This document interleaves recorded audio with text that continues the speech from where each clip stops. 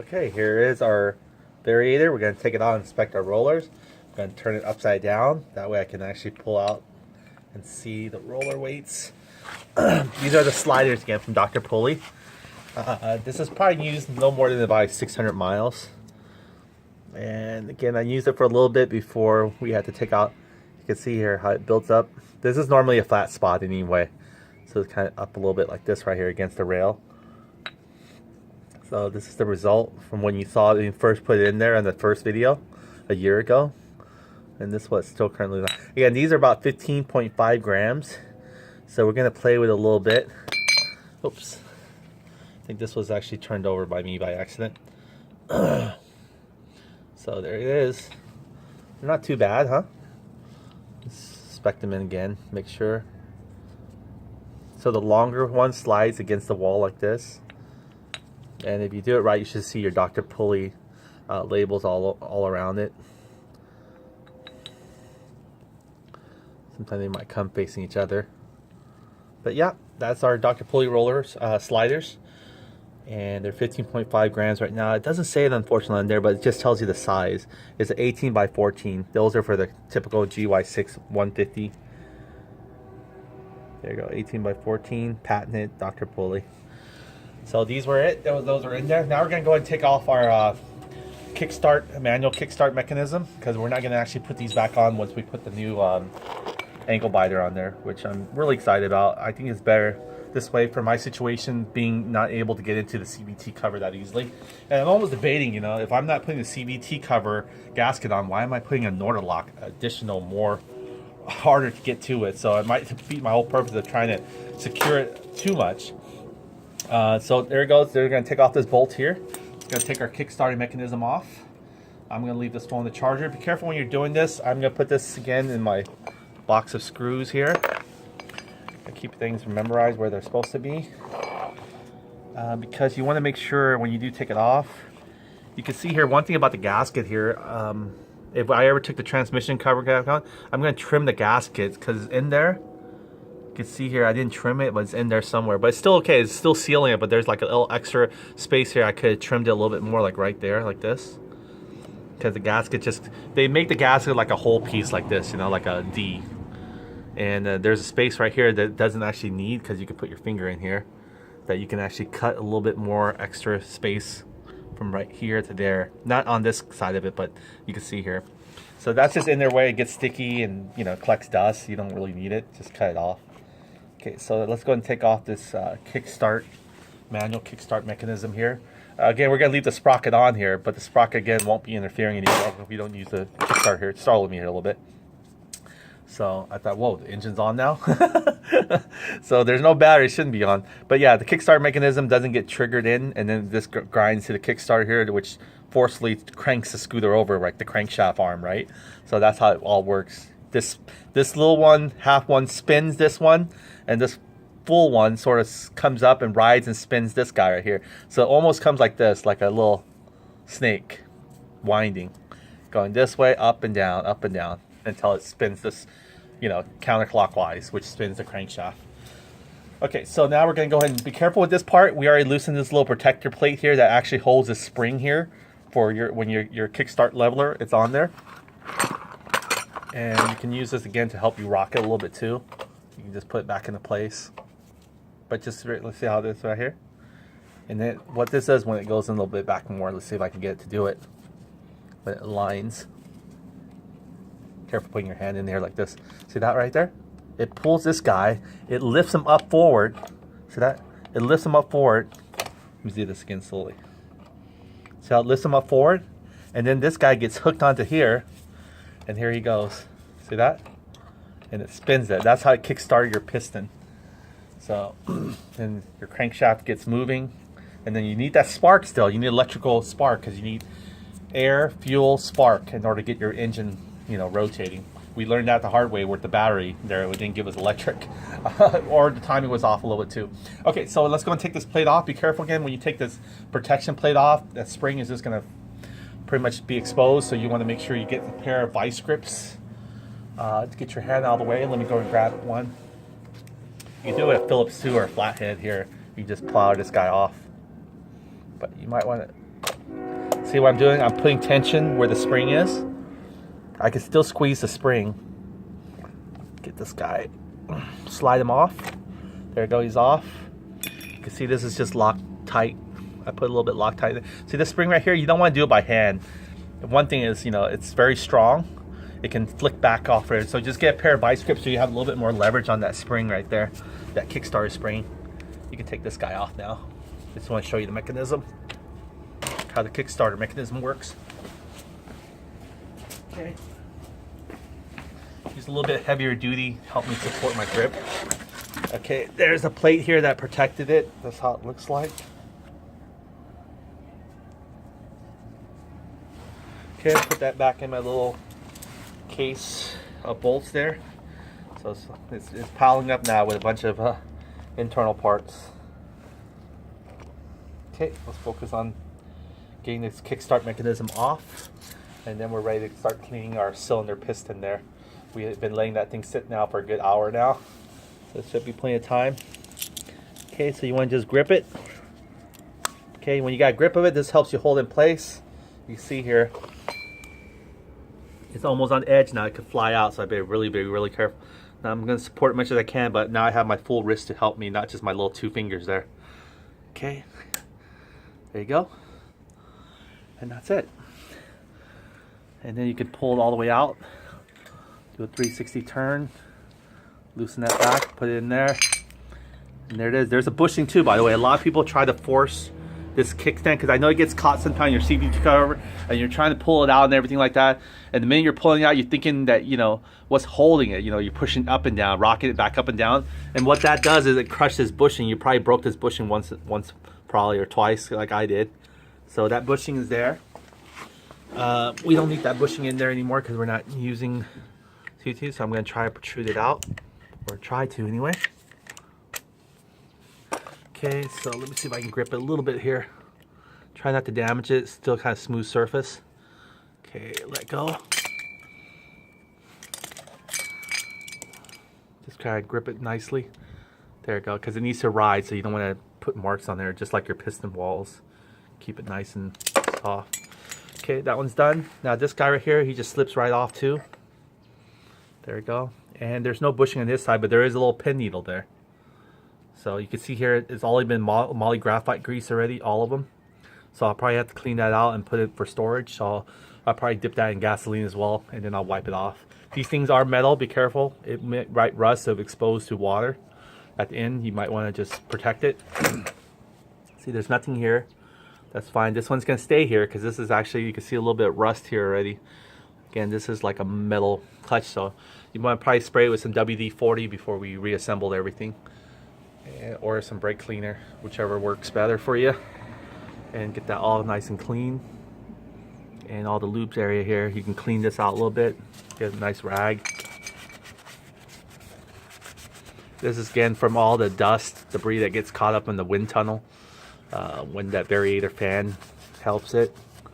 So you can see here, this is where this bolt one goes. This is just pretty much to hold your what do you call that, your fan shroud. That's it. And how much it protrudes right here. These are the holes that holds your cam chain tensioner. See, it goes all the way over here and it comes out to here. So if you were to bore it out, you can actually see the other end of it right there. See? So again, you have these two cam chain. You have the cam chain that rides here, and then you have the cylinder head. So it compacts the head, the cylinder onto the crankcase through these things that hold the oil from leaking out of the cam chain area. And there's where the two protruding threads are coming back out of right there. See, so it's actually open. It's not like it's exposing oil through those threads or anything like that. It's pretty much just squeezing like right here. That's why the gaskets on the cylinder gasket, they make them where there's this piece right here that's holding that oil from slipping out of your top end onto the outside of your cylinder, but also not from coming into the threads. Because if it goes into this thread here, it'll just pour right into this right here, because oil will find its way through the threads, you know. So that's why that's sealed there. And this one's holding this bolt right here, hold the top of your cam chain rail. So if you need to take off your cam chain rail, just take a big huge I forgot the Allen bolt size this is, but it's like 5/6 maybe, I can't remember. You will unbolt this right here, and then you'll take out your top cam chain rail. The bottom one, that's that's just interlocked once you put it in there and twist. The long ways goes in first, and then the short one is what's left, the remaining. So you can see it goes ways. It goes pretty much your cam chain travels, and then there's another sprocket behind this one on the other side of the cover here. If your left crank cover, and there's a sprocket here that you need attached to it. That's also tied to your flywheel. So that setup is right there, and let's go and get started on changing. We're not going to change the clutch for right now. You can see here this is still pretty clean. It has RA Moly graphite grease in there, but we might really retouch it up again, because anything a year old sitting, definitely don't want to just leave it alone. Just want to make sure. But you can see it's pretty. That's a 2000 RPM NCY clutch spring that we installed on there. You remember how we did that one? We took this one out. So we're going to do the same thing. We're going to take it out, and we're going to set the camera here at where you can see it, and use my foot again. I think the camera angle is okay, but given this much lighting now, or maybe coming from the other opposite side. Let's see which one's better.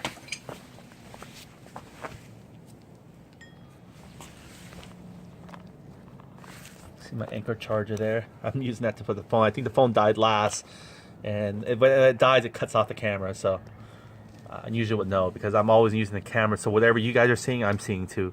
So I'm seeing the same what I'm doing through my camera. So your eyes are my eyes. So that's it. We're gonna break this off and put the 1500 RPM NCY clutch springs here. And we already took out the 1000 RPM black one before, when we put the 2000 red one. Now it's time to actually change it over to the 1500 RPM clutch springs. So we'll set that aside. We're gonna need a bigger socket. This one's gonna take almost a good 1.5 inch, or closer to 39 millimeters. So it's very big, very, very big. So there you go. You can see here, I have a 1.5 millimeter. It's good to use impact wrench. Now, again, use the 2 feet trick. Hold it down. Make sure you bring it closer to your upper body if needed. That way you get a little bit more support. Let's see if you can see it.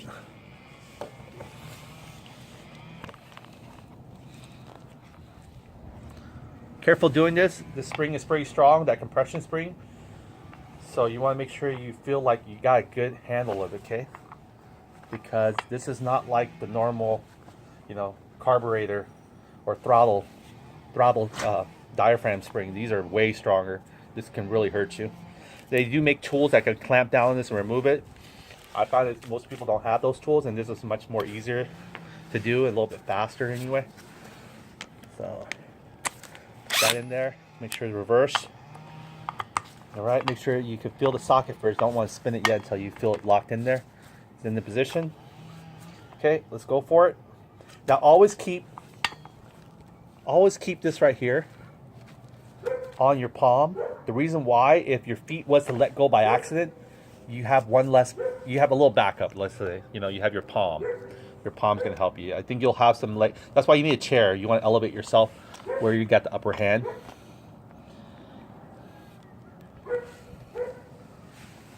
Okay. All right, here we go.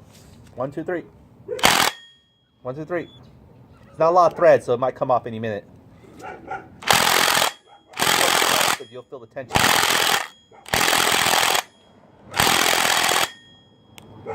Okay, let's see. Nope, not yet.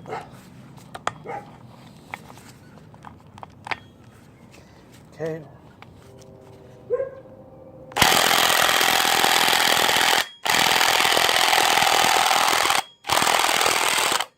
Almost. I don't feel like it's lifting off my feet yet, so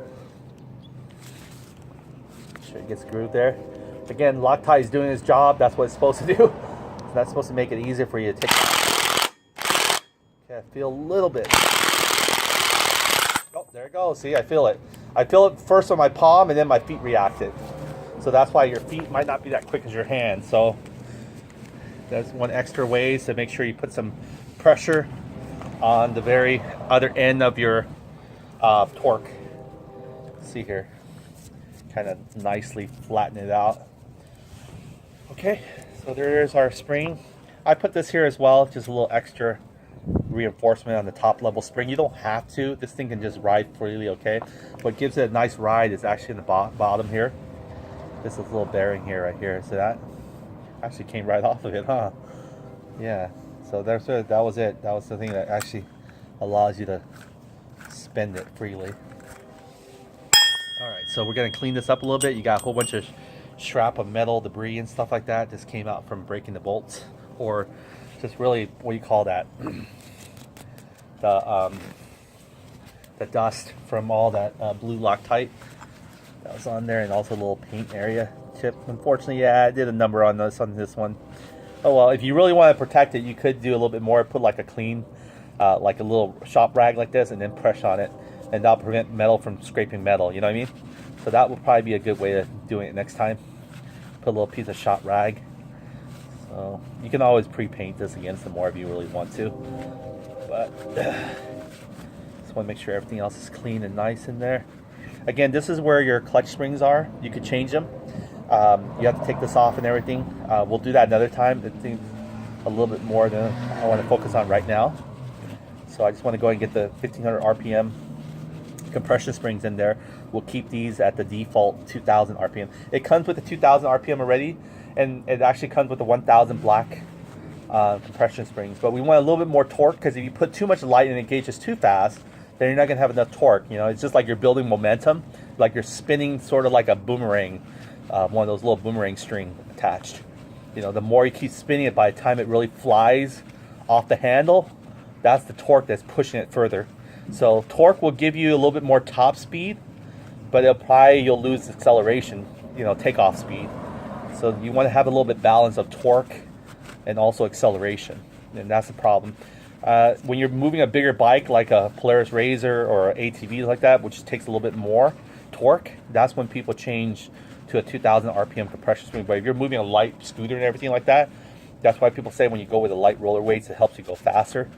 It's true, but then you have to factor on a lot of things too. What bike are they using it on? The body of the person's weight and everything. You know, that all factors in. Physics still factor in. You can't just say one thing and, you know, disregard the other. So everything's a balance. So anyway, that is pretty much fairly clean already. Oh man, I cleaned it just to blow things back on here from my top. That wasn't brilliant, huh? I'm cleaning the clutch again. You can see there's little dirts in the groove. You can get a little Q-tip and go in there, chase it with a Q-tip a little bit. That's what I'll probably do right now. Wherever you can, you know, get a Q-tip in there. Again, dirt gets trapped in these little crevices. Keep not knowing what that word is. Little crack area, I guess. My gloves are coming apart. All right. Gonna get much as I can. Yeah, you'll take these little C-clips off of it. This whole black plane comes off. That's if you're going to go and change clutch springs and everything, or just trying to clean as much as you can. Surface. Yeah, try to get my towel in there, my shop rag, and stuff it in there. See, get much as I can from where I can see it anyway. Not bad. Okay, let me go and get a Q-tip real quick and finish it off with a Q. Alright, so we got the Q-tip here. Go ahead and put that.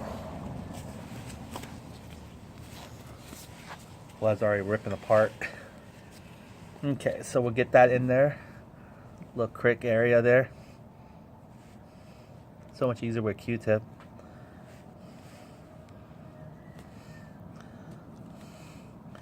Alright, there you go. All that little dirt that's built up over the, you know, the clutch shoes, you know, we'll eventually rub some off. They're just like brake shoes, you know. They don't last forever. Eventually you'll have to replace them, depending on how much you use. You know, how often you ride your scooter. You can always use it, because it needs to grip in order to turn that clutch bell, which is tied to the shaft at the wheel axle. Well, not tied to it directly, but through the transmission gears and everything, it turns the wheel axle eventually. So there's two shafts. This is not the same wheel axle shaft that actually rides on the bell. The one that goes from the wheel axle is tied to the transmission, but in between this axle is a transmission which spins the wheel axle at the rear, and that's what causes your scooter to move forward. In situation where certain ATV, it removes reverse too. It has a reverse. That's why the transmission, the Polaris Razor, everything is identical. You can use almost the same CVT and everything, but the transmission is a little different than a GY6 transmission, the Polaris Razor, because it has that reverse capability. And of course, you don't hardly see anyone using reverse on a scooter, right? Two-wheel. I don't even think there's reverse on the motorcycle. All right, so now I got one more clean Q-tip area, so I can just go and finish off the Q-tip and try to get what's remaining. You can see here I'm going inside of it as well. I can barely get in there, but I can. See that? And then bring them out. So you can do that. If you curve your Q-tip right, like an angle, you can get that out too as well. Has a lot built up inside from all the dirt. There you go. Not that bad. Look at that. So. If you have an air gun, great. Blow some more. All right. So there you go. Now we're going to go and wipe down this one as well. Have my shop rag here.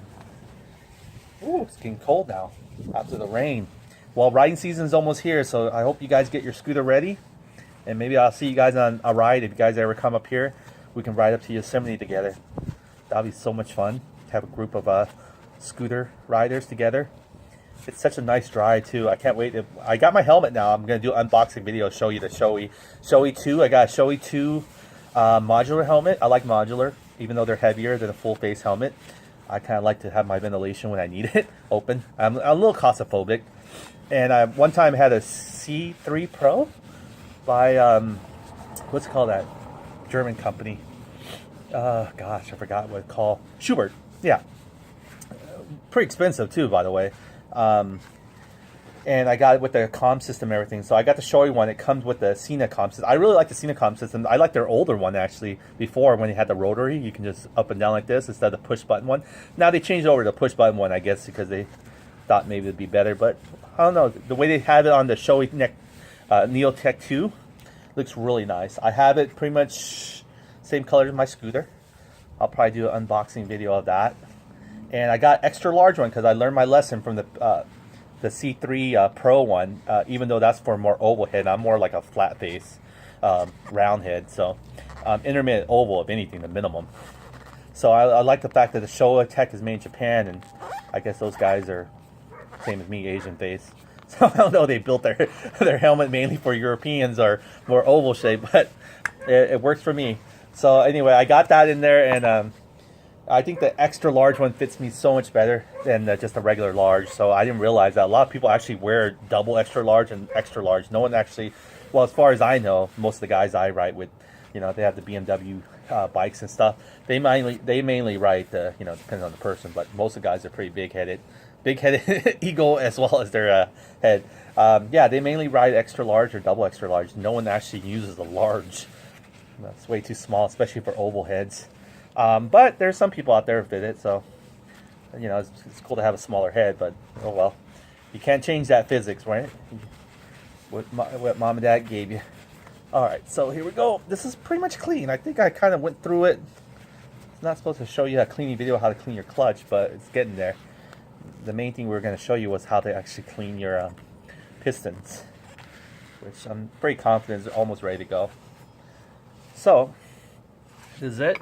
And we're going to get our blue Loctite ready because we're going to re-bolt this with blue Loctite on there, of course, because this takes a lot of vibration. So there we go. We're going to go and, well, let me clean the threads. I'm not sure if I rubbed the thread good enough yet. Oh, look at all that dirt and debris. We might have to apply some moly graphite grease again on there, and we'll do that. Get all that old grease out, or dirt, trapping with the grease. All right, nice. Yep, see that right there? Little spatticle there. Get that out of there. There we go. And we'll put some moly graphite grease in there. When you're assembling this, use your moly graphite grease. So I'm gonna get some moly graphite grease and also some assembly lube. You can see here I have some moly graphite grease still on here. You can see that little Mali graphite grease there. So that's good. That looks pretty nice still. So we'll leave that alone. We don't want to put too much, because you don't want to put too much where it spattacles out onto our, this is not a, wet clutch, it's a dry clutch. So you don't want to spatacle out and get caught onto the belt or anything. So it looks like it has enough here. The splines here, you might want to put some on too, just not have it wear out, because it's going to be, even though it's stationary, it's going to be gripping the teeth of your clutch bell. You can put that on the clutch bell if you want to make sure, because if you put it now and you start sliding things in there, it's going to get a little bit where it's not really supposed to. But everything internal here, you can use some Mali graphite grease. So I think we're okay. So this is going to go in there like this. So the Mali graphite grease is going to ride into the bearing. It almost looks like the NCY quick throttle bearing, like right there. That's what they probably got the idea from, was to put bearings like this on there. So when it gets on there, that'll hit the Mali graphite grease area. This one, again, you want some more Mali graphite grease here. So we're going to go ahead and re-Mali graphite grease on this front end here. So let me go and get some Mali graphite grease and also get the red Loctite. There we go. Or not red Loctite, blue. See there, it comes in a red tube, but it says right there blue Loctite. Awesome. We'll get that on there. And then we're going to need our Mali. Now, you could go with some bearing grease too if you don't have a Mali graphite grease, but recommend it for the CVT installation. Go with the Mali graphite grease, because those ones are great for bearings. And these are bearings too, but they're more like for a dry. And it gets really hot as well in here as well. So we put bearing grease on our transmission, but for the outside here, we're going to put Mali. Okay. So let me go ahead. When I put the Mali, I guess I can go ahead and start getting ready to assemble it, because it'll probably be hard to assemble. I mean, put the Mali graphite grease after you assemble it, right? So let me go ahead and get the Mali graphite grease ready here. You can see the red compression springs here. Not too bad. I wouldn't put Mali graphite grease here. Keep it dry, because again, you don't want too much spaticles just flickering out, because this will spin a certain RPM. And when you have anything, it'll start flying all over the place. You'll have much more cleaning. You can see my cleanup, it wasn't that bad. Now, if you had a lot of Mali graphite grease, it will spread out like a light mist of spray everywhere, and that would be enough to actually cause a lot worse buildup and gunk. You don't want that. You don't need the gunk. You just need the Mali graphite grease to stay in a certain area, and that's that. Okay, so we're gonna not put Mali graphite grease inside. However, there is Mali graphite grease in here. When I assembled this, a whole bunch of little small bearings in here that allows you to ride like that. So there is Mali graphite grease in here already. So that's going to be in there. I didn't put bearing grease, I put Mali graphite grease in there as well, because it's much more thicker. You can use a thicker Mali. Alright, so here we go. Here we go, here we go.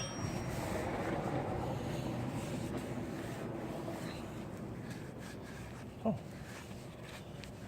Alright, clean it out really well, because we're going to apply some new Mali graphite. Let me put this back on the charger before our phone loses more contact when we need it.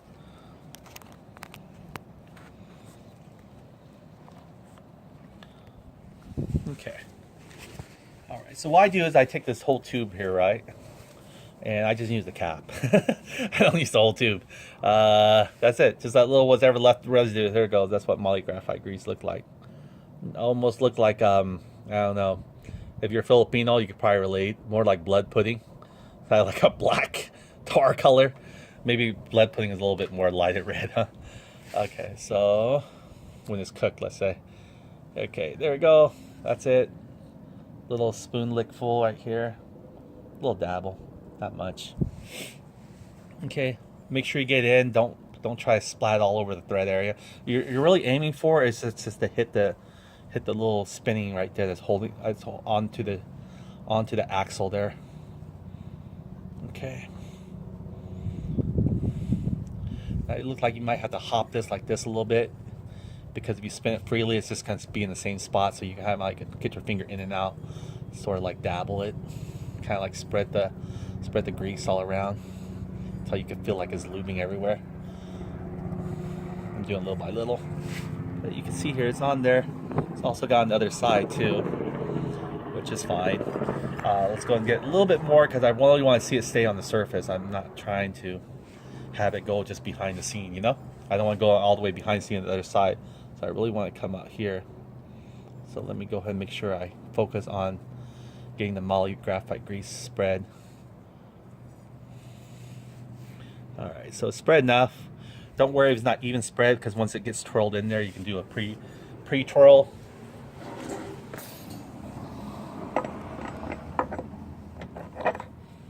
Like this. Oh.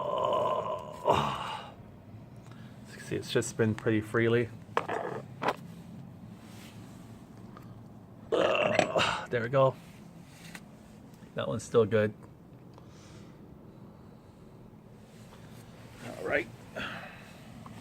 All right, we're ready to reassemble this back in. We got our blue Loctite ready for the threads. And then we're gonna go ahead and put our 1000 NCY clutch springs. So now it's gonna gauge at 1000 RPM versus what it was previously, which was at 2000 RPM. So, because we're not riding such a heavy platform like a Polaris Razor or anything like that, we don't need a lot of torque. We need more takeoff. Acceleration. We need quicker acceleration. How about that? Not acceleration. You can always accelerate, but we want quicker acceleration. All right. So, but we don't want it so quick where it doesn't build enough torque for us. You know, we're going to lose a lot of top end that way, meaning we won't gain any higher speed, higher speed. Ooh, nice and brisk out here. And you know what's funny though? My leg used to love this because of the inflammation. Now, since I don't have the inflammation issue anymore, I actually have to wear socks now. Before, I I can't wear socks. It irritates me because the inflammation heats up my leg already. So it's a trade-off now. Now I'm a little chilly. Okay, forgot to put this guy back in. Again, we're not going to put any moly graphite grease on the outside of this at all. We're just cleaning it. It's already inside here already where the bearings were, the little small ones. So let's go and put this guy in there. Beautiful. Again, me being aesthetically wanted to please, I want to make sure this faces right here. I want the R. Well, should I go like this upside down? No, I can't. Because when people look at it, they want to be able to read it, right? We could put it, I mean, NCY. There it says, it also says it right there too, by the way. Whatever, you know, you can't tell by the color code, 15,000 RPM. This just tells you the diameter of the springs and what the height of it is. So it's 48.5 in height and 4.2, I believe 4.2 millimeter, perhaps, I'm sorry, 154 millimeter in height, and it's 48.5 millimeters, something in thickness. I know it's 4.2 millimeter in thickness, like thickness of diameter of this wire. Just like electrical wire, you have your gauges. So this is a 4.2 gauge wire. So there it goes. Remember, the lower the number, the thicker they are. So this is pretty thick. So